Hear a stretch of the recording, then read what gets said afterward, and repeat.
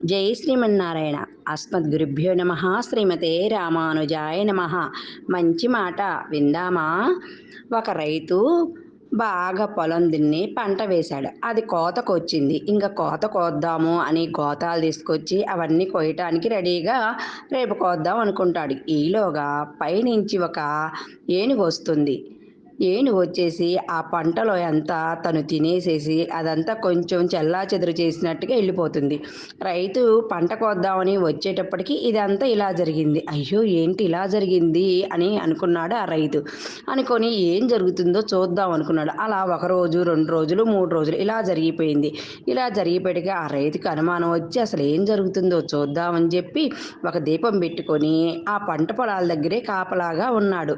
ఈలోగా పైనుంచి ఒక ఏనుగు వచ్చింది. ఏనుగు వచ్చి యథాస్థితిగానే ఆ పంట పొలాల్లో అంతా పంట తినేసేసి ఆ తొండంతో అలా చల్లా చెదురు చేసేసి మళ్ళా వెళ్ళిపోతుంది.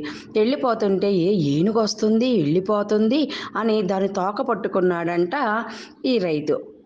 ఆ ఐరావతం పైకి వెళ్ళిపోయింది. పైకి వెళ్ళిపోయిన తర్వాత అక్కడ వజ్రాలు, వైడూర్యాలు చాలా ఉన్నాయి.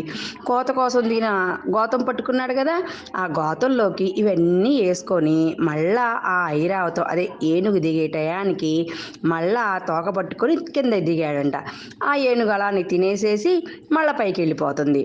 ఈ వజ్రాలు, వైడూర్యాలు ఇవన్నీ చూసి అక్కడ వాళ్ళందరూ కూడా ఏంటి, ఈ రైతు అసలుకి ఏమీ లేనివాడు కదా, వజ్రాలు వైడూర్యాలు ఉన్నాయి ఈయన దగ్గర, అసలు ఏం జరుగుతుంది ఏందని వాళ్ళ ఇళ్ళకాడ వాళ్ళందరూ ఈ రైతుని అడిగారంట.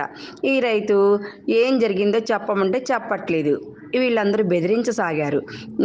బెదిరించేటికి భయం పుట్టేసేసి ఈ రైతు చెప్పాడంట, ఇలా నా పంట పొలంలోకి ఏనుగు వస్తుంది, అది తిండి వెళ్ళిపోతుంది, చూసి నేను దాన్ని తోక పట్టుకొని పైకి వెళ్తే అక్కడ వజ్రాలు వైడూర్యాలు అవన్నీ ఉన్నాయి, నేను తీసుకొని వచ్చానని చెప్తాడంట. అయితే మేము కూడా వస్తాము, అది ఎప్పుడు వస్తుందో ఏ టైంకి వస్తుందో చెప్పు మాకు, నువ్వు ఎలా తెచ్చుకున్నావో మేమందరం కూడా తెచ్చుకుంటాము అని అన్నారంట. సరే అన్నాడంట. అయితే ఎలా వెళ్ళాలంటే, నువ్వు ఫస్ట్ వెళ్ళావు కాబట్టి నువ్వు దాన్ని తోక పట్టుకో, నీ కాళ్ళు నేను పట్టుకుంటా, నా కాళ్ళు ఇంకొకడు, వాడికి అట్టా ఒకరికొకరు కాళ్ళు పట్టుకొని ఆ ఐరాతాన్ని పట్టుకొని పైకి వెళ్ళిపోదాం. అట్టా ఒకరికి ఇద్దరు, ఇద్దరికి ముగ్గురు, ముగ్గురు నలుగురు, అట్లా 10 మంది దాకా పట్టుకొని ఐరాతం వచ్చే టయానికి వీళ్ళందరూ తోక పట్టుకొని పైకి వెళ్ళారంట. ఆతృత ఆకక కిందున్నవాడు అడిగాడంట తోక పట్టుకున్న ఫస్ట్ ఆయన్ని, అక్కడ ఎన్ని వజ్రాలు వైడూర్యాలు ఉన్నాయి అని. అడిగేటప్పటికీ ఆయన నోటితో చెప్పకుండా 2 చేతులు వదిలేసి ఇగో ఇన్ని ఉన్నాయి అని చెప్పాడంట. అందరూ టపా టపా కింద పడిపోయారు. ఇంకొంచెం దూరం ఆగున్నట్టయితే వాళ్ళు వజ్రాలు వైడూర్యాల కాడికి వెళ్ళిపోయేవాళ్ళు. ఈలోగా వీళ్ళకి ఆత్ర వేసేసి అడిగేశారు. అందరూ ఒకళ్ళ తర్వాత ఒకళ్ళు పడిపోయారు. వీళ్ళందరి మీద ఈ ఫస్ట్ పట్టుకున్న ఆయన పడ్డాడు. ఈయనకేం దెబ్బలు తగల. ఇక్కడ మంచి మాటలు ఏంటంటే, ఊరికే వచ్చింది అలా ఎవరికి సొంతం కాదు. ఈ రైతు పంట వేసేసాడు, పంట కొద్దామని కూడా ఐరాతం వచ్చింది, తిన్నది. ఆ రాజుకు ప్రతిఫలంగా అంత వజ్రాలు వైడూర్యాలు ఇచ్చింది. వీరెవ్వరూ ఏమీ ఇవ్వలేదు. కానీ ఆశ వీళ్ళకి, మాకు కూడా కావాలని. వీళ్ళకేం దక్కింది? దెబ్బలు అనవసరమైనయే దక్కినాయి. ఈ రైతుకి అన్నీ దక్కినాయి.